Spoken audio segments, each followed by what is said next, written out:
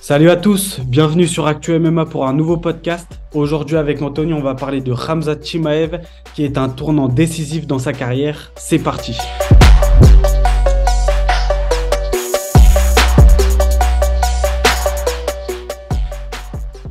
Bon les gars, comme d'habitude, n'hésitez pas à liker, commenter, partager et activer la cloche, ça aide beaucoup la chaîne. Donc, rentrons dans le vif du sujet. Khamzat Chimaev, Anthony, pourquoi aujourd'hui il est un tournant décisif dans sa carrière et pourquoi le temps est compté pour lui? Alors, pourquoi il est dans un tournant décisif? C'est parce qu'il a une place dans la catégorie des poids welter. Il est numéro 3. Donc, il devrait pas être loin du title shot. Le problème, on le sait, il a manqué sa pesée. Mais de l'autre côté, il n'est pas loin non plus du title shot en 84. Parce qu'on le sait, il a déjà combattu en middleweight et il n'arrête pas d'appeler n'importe qui dans les poids moyens. Que ce soit Vettori, que ce soit Whittaker, que ce soit Pereira, qui l'arrête pas de call-out, d'insulter sur les réseaux sociaux. Le seul truc maintenant, c'est que il sait pas se décider. Il sait pas s'il va se battre en 77. Il sait pas s'il va se battre en 84. Maintenant, est-ce que l'UFC va avoir le temps avec lui ou ils vont peut-être décider, eux, de prendre la décision à sa place? Bah c'est ça. Et puis on sait que chez les welterweight, il a aussi eu pas mal de complications au niveau du poids. On sait que c'est un gros welterweight, il a du mal à faire le cutting. Et d'ailleurs, dans son dernier combat, il devait affronter Ned Diaz chez les welterweight. Au final, il a manqué la pesée de, je crois, 4 kilos. Donc finalement, il a combattu Kevin Holland en catchweight. Et bah, à la suite de ça, forcément, Dana White, il a déclaré que il fallait que Khamzat monte parce que c'était plus possible. Et là, il y a eu récemment, donc Dana White a annoncé que le prochain combat de Khamzat, ce serait chez les middleweight. Donc normalement, il n'y a plus vraiment de doute là-dessus. Après, Khamzat, il aime bien, on connaît, il aime bien call out un peu tout le monde. Il veut le titre middleweight, light heavyweight, welterweight. Donc il continue de dire qu'il veut le titre welter. Mais normalement, son prochain combat, c'est chez les poids moyens. Donc, il y a un nom qui est ressorti, c'est Paulo Costa. On sait que les deux, ils se sont envoyés des pics à plusieurs reprises et ils se sont même embrouillés carrément physiquement à la Performance Institute de l'UFC. Donc, il y a quand même un historique entre les deux. Ça s'envoie des pics et apparemment, ce serait lui, son prochain adversaire. Surtout que Paulo Costa vient de signer un nouveau contrat avec l'UFC. Contrat qui ferait d'ailleurs de lui l'un des athlètes les mieux payés de l'organisation. Mais voilà, donc apparemment, ce serait ça le prochain combat de Khamzat. Toi, qu'est-ce que tu en penses là comme ça au premier abord? Bah, premier abord, déjà, c'est vendeur. C'est très, très vendeur. C'est deux personnes qui, déjà, tout seul, vend pas mal. Ramzat, c'est vraiment, je pense, le seul combattant de l'UFC actuel qui a une aura similaire à Conor McGregor. Il peut avoir cette aura.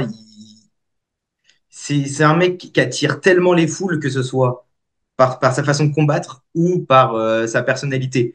Et Paulo Costa, maintenant, c'est devenu tellement comment je peux dire ça, et il est tellement drôle sur les réseaux sociaux, il arrête pas de blaguer, que ce soit sur Adesanya, Pereira, mais surtout Khamzat Chimaev. Tout le monde attend ce combat. Le problème maintenant, c'est est-ce que ce serait pas trop haut pour Ramzat, surtout Paulo Costa, bien qu'il soit cinquième au niveau des middleweight. Mais Paulo Costa, si on dit que Ramzat Chimaev est un gros welterweight, c'est un point moyen lambda. Alors que Paulo Costa, lui, c'est un très, très, très gros middleweight. Ah, c'est ça, et surtout que on se rappelle contre Marvin Vettori, Paulo Costa, il n'avait pas réussi à faire le poids et s'était affronté, il me semble, en light heavyweight. Donc pour dire à quel point le mec est balèze, il est énorme. Khamzat aussi, c'est un gros welter et il pourrait faire l'affaire chez les poids moyens, tu vois. Après, ça pose encore beaucoup de questions, même si on a déjà vu Khamzat chez les poids moyens à l'UFC. Donc c'était pendant son troisième combat, il me semble, et il avait mis quand même un gros KO au premier round. Donc ça voudrait dire qu'il a quand même un pouvoir de KO chez les poids moyens aussi. Par contre, face à Paulo Costa, c'est vrai que ça risque d'être compliqué. Costa, il s'est pris des parpaings par Romero. Enfin, si, il y a eu un knockdown, mais voilà, il a très bien encaissé. Il est puissant. Il a une très grosse défense de lutte. Il est technique et très puissant. Donc, déjà, pour l'amener au sol, c'est une galère. Pour le maintenir, c'est encore plus compliqué. On l'a vu dans plusieurs de ses combats, notamment contre Romero. Donc Ramzat, on sait que lui, il sert de son avantage physique chez les welters, qu'il emmène les mecs au sol avec une facilité aberrante. Il les détruit au sol, il les contrôle, il fait ce qu'il veut avec eux. Par contre, chez les poids moyens et face à des mecs du calibre de Costa, des poids moyens dans le top 5 et qui sont aussi énormes que ça, je pense que ça peut être très compliqué pour Ramzat. Et ouais, ouais, oui, t'as raison. De toute façon, dans le top 5 c'est que des tueurs à gages. De toute façon, à l'UFC, à partir du moment où tu es dans le top 5 c'est que des tueurs. Il y a Paulo Costa, de toute façon, qui est cinquième. Il y a Cannonier, Vettori, Whittaker, Adesanya Pereira. Tous ces mecs-là, Ramzat, ça va pas être facile du tout pour lui. Là, le problème, c'est que il est invaincu encore. Il a cette aura de je suis invincible. Mais son game plan, comme tu l'as dit, c'est vraiment je prends le mec, je le soulève, je le mets au sol, takedown. Il va le soumettre, il va mettre une grosse pression avec le poids qu'il a, qui est à son avantage en welter. En middleweight, il aura peut-être l'avantage sur certains combattants.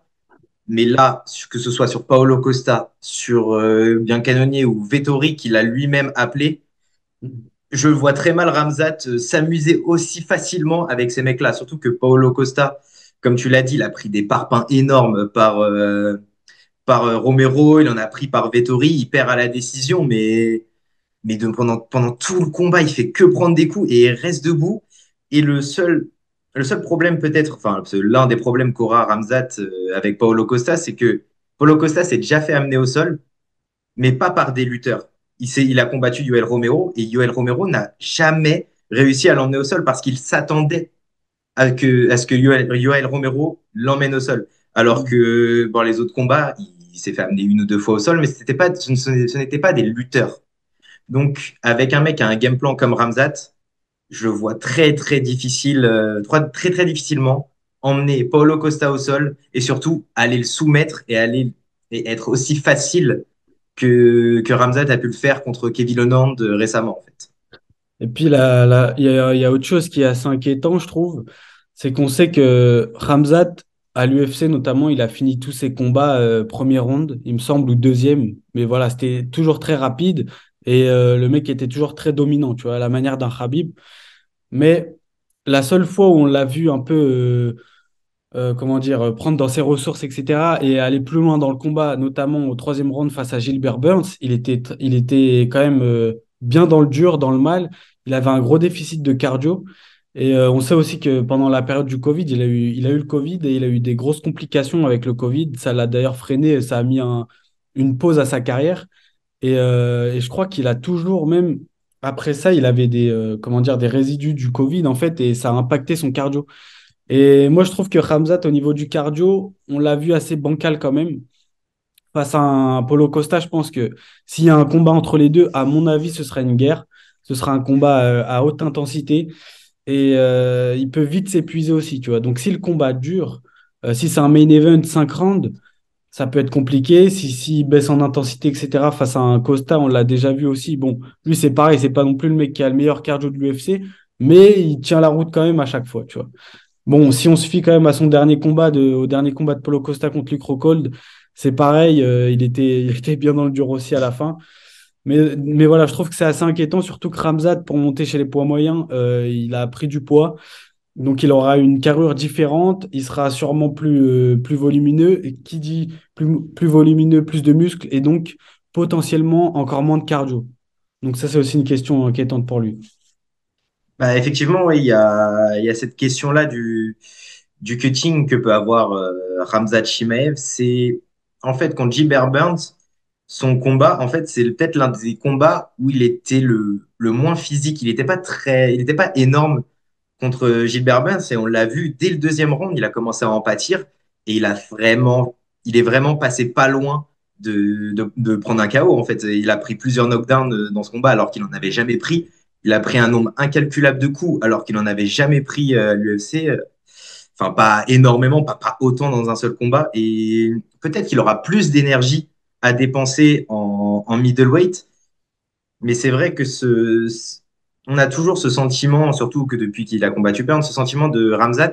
Est-ce qu'il peut réellement aller au bout des 5 rounds contre Costa? Je pense pas. Mais s'ils font un combat contre Costa, je pense qu'il sera dans un pay-per-view, un co-main ou troisième combat d'un gros pay-per-view, pourquoi pas à Abu Dhabi en octobre.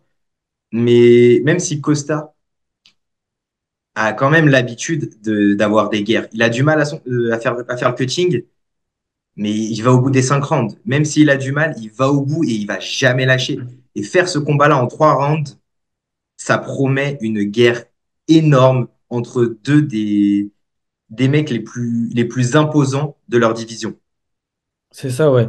Et aussi, on a vu contre Gilbert Burns, Khamzat, il a quand même eu un sursaut d'orgueil, mais son orgueil a un peu joué en sa défaveur parce il a vu que ça marchait pas en lutte avec Gilbert Burns, qui est un as du jiu-jitsu brésilien. Gilbert Burns, il arrivait à se relever, etc. Au final, le combat s'est joué principalement debout. Et on a vu que Khamzat, il allait à la guerre et il a un peu laissé le game plan de côté. Si on reproduit ce même schéma face à Paulo Costa, qu'il n'arrive pas à l'amener au sol et à faire ce qu'il en veut, et que ça doit se jouer debout, pardon, ça va être très compliqué parce que là, il est face à un mec qui envoie des bombes nucléaires. Paulo Costa, on sait que c'est un gros cutter. Dans la cage, il me semble qu'il prend une dizaine de kilos. Il doit être à près de, je sais pas, 95 kilos facile dans la cage, peut-être même 100.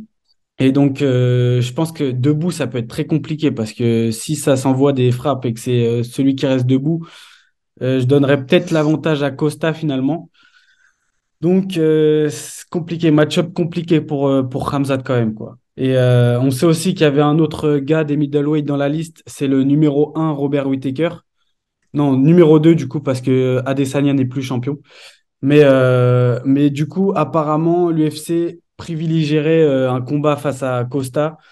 Je pense déjà, c'est juste au niveau des ventes et des pay-per-view, quoi. Pour vendre, un Costa Chimaev, c'est plus vendeur qu'un Whittaker. Donc forcément, à mon avis, ça va vraiment se jouer là-dessus, quoi. Là, on peut rien rajouter. C'est que même si Whittaker est disponible, on peut pas passer à côté de Costa contre Chimaev rien que pour le trash talk, rien que pour peut-être Mm. une conférence de presse impressionnante, rien que déjà sur les réseaux sociaux, Paulo Costa, il va enfin dire oui, t'as arrêté de me fuir, machin. Puis après, la conférence de presse promet d'être énorme. Rien que le countdown peut être magnifique entre Paulo Costa et Chimaev. Et pour revenir aux questions du poids, il l'a dit, Shimaev, après, est-ce que c'est la vérité ou est-ce qu'il ment? Parce qu'ils jouent tous un peu là-dessus, souvent au niveau du poids. Ramzat, il l'a dit, qu'en dehors des combats, il fait 88 kilos, apparemment, ou aux alentours de 90. Paulo Costa, c'est sûr, il fait plus de 100. On voit comment il est, rien que dans la cage, il doit faire, comme tu l'as dit, 95, 100 kilos facile, mais en dehors, il doit être à 100. Si ce mec-là, avec un bon cutting, un bon rebond, t'envoies les parpaings qu'il a envoyés à Vettori, qu'il a envoyé à Rockhold, qu'il a même envoyé à Adesanya avant de perdre. Je- Si Ramzat a vacillé contre Burns, il tient pas debout. Il tient pas debout contre Paolo Costa, c'est sûr et certain. C'est pour ça que je pencherais plus comme toi à dire que si ce combat se fait en 3 rounds ou en 5 rounds, Paolo Costa, je pense qu'il détruit Ramzat Chimaev. Ah ouais. Ah, carrément, il détruit Khamzat. Ok. Bah, moi, je serais pas aussi catégorique le combat, mais je pense que ça peut être compliqué. Après, moi, j'enterre pas encore Khamzat, franchement, parce que Costa, il a aussi des gros défauts. On sait que Khamzat, il a une grosse lutte, et en vrai, la plus grosse interrogation, elle est là aussi. C'est chez les middleweight face à un mec comme Costa, est-ce que Khamzat arrivera à imposer sa lutte? Et debout, on sait aussi que Khamzat, c'est pas n'importe qui debout. S'il tient son game plan, qui rentre pas à la guerre avec un Costa, moi, je pense qu'il a carrément ses cartes à jouer.